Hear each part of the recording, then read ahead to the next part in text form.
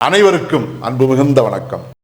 செல்வராமாயணம் என்னும் இலக்கண பாடல்களும் இலக்கிய சுவையும் கொண்ட புதிய ராமாயண காவியத்தை புனைய வைத்த என் இறைவன் ராமனை நன்றியுடன் வணங்கி மகிழ்கிறேன்.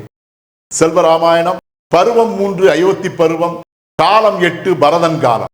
அனைவரையும் பிரிந்து கேகய நாட்டில் இருந்த என்மேல் இப்பெரும் பழி ஏனம்மா விழுந்தது என்று பரதன் கோசலையிடம் கேட்டு அழுதன். பாடல் எண் 906. அம்மம்மா என் மனமும் அறியாயோ நீயும், இம்மாதிரி யாம் செயலை ஏற்கேன் உன் சேயே, செம்மையில்லா இழிவினை யான் செய்யேனே தூயோய், உம்மை நீங்கி தொலை இருந்தும் உயிர் பழியேன் தாயே. இதுவே 906வது பாடல். இந்த பாடலுக்கான விளக்கத்தை காண்போம். அம்மம்மா என் மனமும் அறியாயோ நீயும் என்ற முதல் வரிக்கான விளக்கம். கோசலை தாயின் பாதத்திலே விழுந்து அழுத பரதன் அந்த தாயிடம் கேள்விகளை எழுப்பினான்.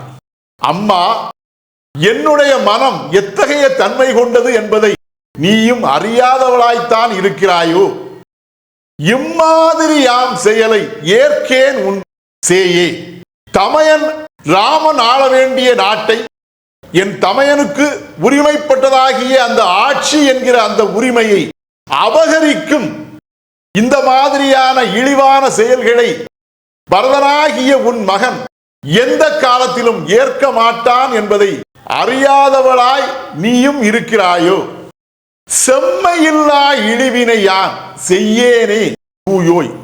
செம்மை என்கிற நேர்மையும் உள்ள தூய்மையும் இல்லாத இத்தகைய இழிவான செயல்களை, என் தமையன் ஆள வேண்டிய அந்த நாட்டை அபகரிக்கக்கூடிய, அந்த ஆட்சி பொறுப்பை அபகரிக்கக்கூடிய வகையில் செயல்படக்கூடிய இழிவான அந்த செயல்களை உன்னுடைய மகனாகிய இந்த பரதன் எந்த காலத்திலும் செய்ய மாட்டான் என்பதை நீ அறியாதவளாய் இருக்கிறாயோ அம்மா.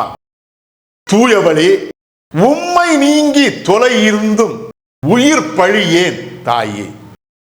நீண்ட காலமாக உங்கள் அனைவரையும் பிரிந்து தொலைதூரத்தில் இருக்கக்கூடிய அந்த கேகய நாட்டில் நான் வாழ்ந்திருந்தும் கூட உயிரையே கொல்லக்கூடிய வகையிலான பெரும் பழியை என்மேல் சுமத்துவதன் காரணம் ஏனம்மா என்று அந்த தாயிடம் அவன் கேட்டு அந்த தாயின் பாதத்திலே விழுந்தபடியே அழுதான்.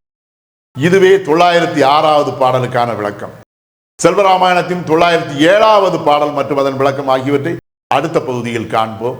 இறையருளால் அடியேன் இயற்றிய நல்லதோர் இலக்கியத்தையே செல்வராமாயண காவியமாக உங்கள் முன் தொடர்ந்து வழங்கி வருகிறேன். உங்கள் அன்பையும் ஆதரவையும் தொடர்ந்து தந்து இந்த புதிய ராமாயண காவியத்தை அனைவரிடத்திலும் கொண்டு சேர்க்குமாறு உங்களை அன்போடு கேட்டுக்கொள்கிறேன். அனைவருக்கும் நன்றி, வணக்கம்.